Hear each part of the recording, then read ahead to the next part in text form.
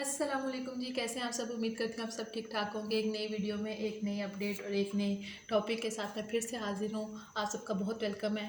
अच्छा जी, अब सीन ये है कि जो मेरे जैसे स्टूडेंट्स हैं जो बहुत नालायक हैं या फिर जिनके मार्क्स जो बिलो एवरेज हैं, वो लोग भी फ़िनलैंड जा सकते हैं। वो लोग भी वहाँ जाके अपनी स्टडीज़ आगे कर सकते हैं और घबराने की कोई बात नहीं है। अब आज मैं आपको बताऊंगी कि कितने परसेंट मार्क्स आपको चाहिए होंगे, कौन कौन से सपोर्टिंग डॉक्यूमेंट्स चाहिए होंगे, कितना आपको आइल्स का स्कोर चाहिए होगा, कितना पीटी चाहिए होगा, ठीक है, कॉस्ट कितनी आएगी, ठीक है, ये सारा कुछ मैं आपको बताती हूँ।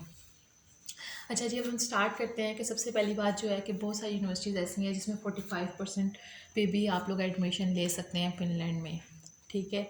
45 लीस्ट है, इससे ज़्यादा मतलब कम होगा तो फिर तो बिल्कुल ही नहीं मिलेगा, मतलब क्योंकि ये बिलो एवरेज आपके मार्क्स हैं, ठीक है। अगर 45% आपके मार्क्स हैं तो या इससे ज़्यादा है तो आपको एडमिशन इजीली फ़िनलैंड में मिल जाएगा। फ़िनलैंड एक अच्छी मतलब जगह है कि वहाँ पे अपॉर्चुनिटीज़ भी ज़्यादा हैं, वहाँ जॉब्स भी आपको अच्छी मिल जाती हैं, फिर रैंकिंग वाइज भी ठीक मतलब मुल्क है, तो आप लोग वहाँ जाके अपनी स्टडीज़ कंटिन्यू कर सकते हैं।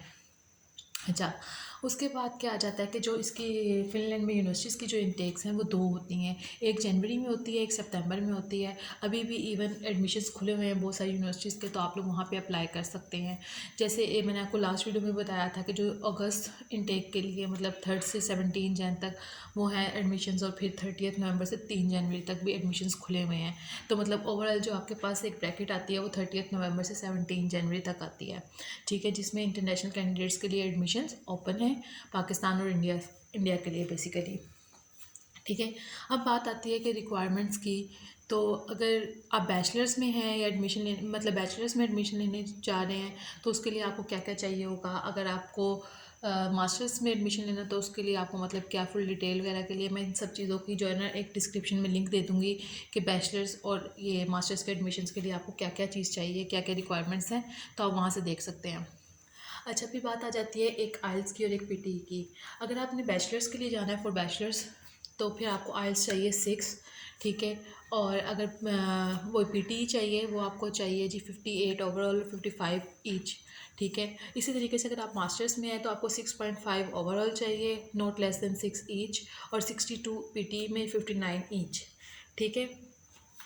उसके बाद आ जाता है आपका letter of motivation. Letter of motivation में भी आपने सबसे पहली बात है जो हम जैसे स्टूडेंट्स हैं जिनके पहले स्कोर भी कम होता है, फिर इसके बाद हम लोग क्या करते हैं, हम लोग एआई टूल्स यूज़ कर लेते हैं या फिर जैसे आप चैट जीपीटी वगैरह को यूज़ कर लेते हैं। इनको यूज़ करें, मैं ये नहीं मना करती कि आप ना करें, इनको यूज़ करें, लेकिन और सिर्फ एक रिव्यू लेने के लिए, एक आइडिया लेने के लिए, एक ब्रॉडर पिक्चर देखने के लिए किस तरीके से आप लोगों ने मोटिवेशनल लेटर लिखना है, ठीक है। अब जैसे मैं आपको एक आइडिया देती हूँ तो उसमें आपने क्या लिखना होता है कि आपने ये लिखना है कि आपकी स्टडीज़ क्या हैं, ठीक है, इसका प्रीवियस आपकी हिस्ट्री से क्या लिंक है फ़िनलैंड में, इसका क्या मतलब जो स्टडीज़ से मैच करें कि फ्यूचर में इसकी डिमांड क्या होगी, और ये बताएं कि why you choose this subject, ठीक है। बस आपने ये 4-5 चीज़ें मोटिवेशनल लेटर में लिखनी होती हैं, इससे ज़्यादा आपने कुछ नहीं लिखना होता, ठीक है। उसके बाद आ जाती है कॉस्ट की बारी, ठीक है।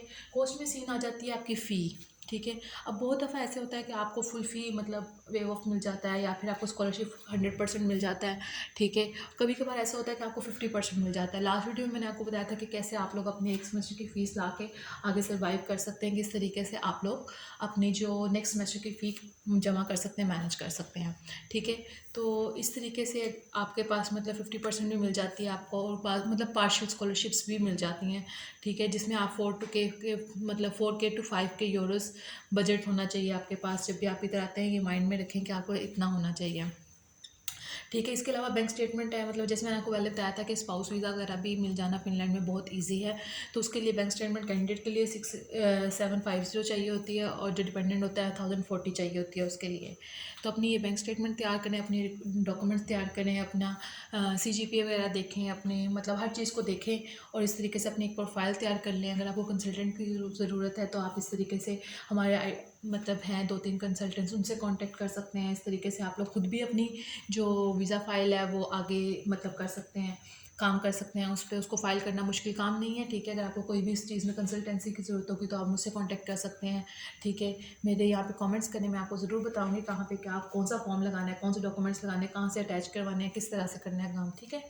तो ये थी जी हमारी वीडियो। अगर वीडियो पसंद आई है तो ज़रूर लाइक कीजिए, सब्सक्राइब कीजिए, ठीक है। फिर मिलेंगे एक नई वीडियो में एक नई टॉपिक के साथ। तब तक के लिए अपना बहुत सारा ख्याल रखिए। अल्लाह हाफ़िज़।